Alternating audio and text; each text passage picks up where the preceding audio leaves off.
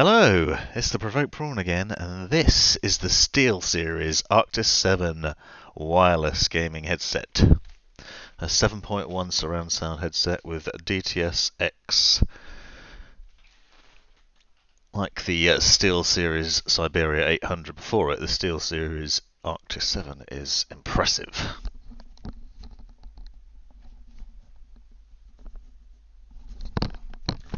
Nice, simple design. There's a lot going for this headset, a lot indeed. One of the first things I was blown away by was the battery life, which is very impressive. One of the problems we had with the Siberia 800 was the battery life wasn't great, and I found out I was changed out constantly. This headset, I found I could get over 20 hours of playback before I had to recharge. And with the Arctis 7, which isn't quite as high end as the Siberia 800, you recharge through a micro USB to USB cable. You probably saw the input on there. So that's a downside in that it's quite a short cable. It's 1.2 meters and it's rubber. It's not braided, so it's not very fancy in any way. 1.2 meters is quite short, so I do find plugging it into the front of my machine even, it still tugs on your ear, which is an annoyance. I always find that really irritating. But because it's got such great battery life, you can basically keep wearing it for ages and have that joyful wire-free experience most of the time.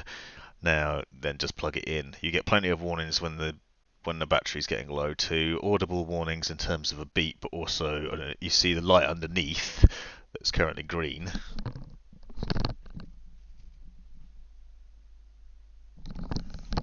You can see that flashing green there. That shows that it's got decent battery, and that turns amber and then red at the closer you get to the battery being flat. So that's a good indication. And then, in theory, you could just leave it charging overnight, and you wouldn't have to worry about it being wired. It comes with a tiny little wireless hub thing that plugs in to USB that has a line in and line out capabilities as well. Pretty basic, because it's not as fancy pants as the one with the Siberia 800, but then this is a much more affordable headset. The other thing is these bands on top. You can buy different coloured bands to make it funky design.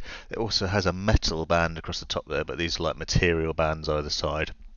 It sits really comfortably on the head. It's pretty decent in that way. Also, I really like the cups. They're not leather, but they're not that sort of scratchy material you usually find on other headsets. See if I can show you.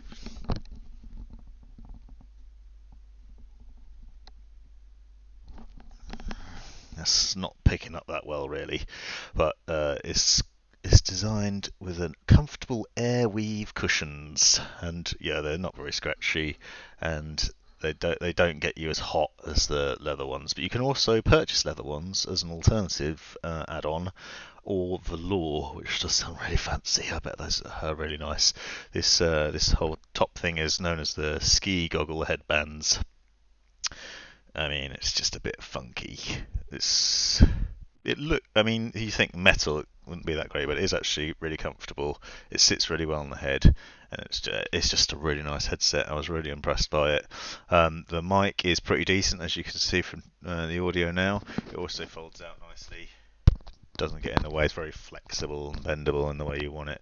You can also fully retract it by sliding it in and back out again. There's a mute button underneath, volume button wheel on this side, so you can roll a volume up and down, but also a chat mix thing, which is something that Siberia does as well, but allows you to basically change the amount of audio you're hearing from things like Discord or TeamSpeak versus in-game sounds, so that if your friends are like shouting at you and you want to hear in-game sounds a bit more, then you can roll it that way, or if you can't quite hear your mates, then you roll it the other way. So that's a nice touch that you haven't seen very much. The wireless range on it is also extremely impressive, better than the 800.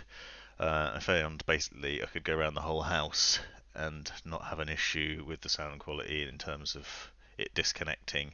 It does disconnect, don't get me wrong, but it goes a lot further than the Siberia 800 and most of the other wireless headsets I've tried out as well, so that's pretty cool.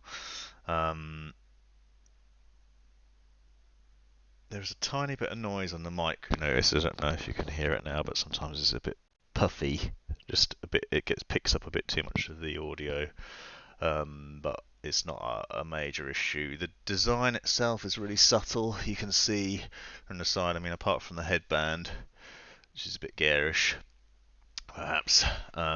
Otherwise, it's basically like, especially if you retract the microphone, it could easily just be your average sort of headphones. So you could probably get away with wearing them in public. There's an input and connections for 3.5mm, so you could probably use it as headphones. You can also use it on console as well, obviously. So there's that bonus.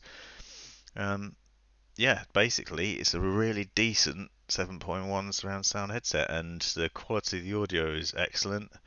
The bass is good, and it's well worth looking at and considering. I'm definitely going to put it near the top of the list of best gaming headsets, and it's a reasonably priced one as well. You can find it for a decent amount of money um, on Amazon and other stores. Other stores are available. It is currently retailing for £139 on Amazon, which is very reasonable for the quality of headset you're getting. So if you're looking for a wireless surround sound headset with a good build quality and a good name to it, then this is worth checking out. Like I said, the frustrations are the charging cable is too short. That's literally about it. Otherwise, it's a pretty impressive piece of kit. So, Arctis 7, SteelSeries, fantastic. Check it out.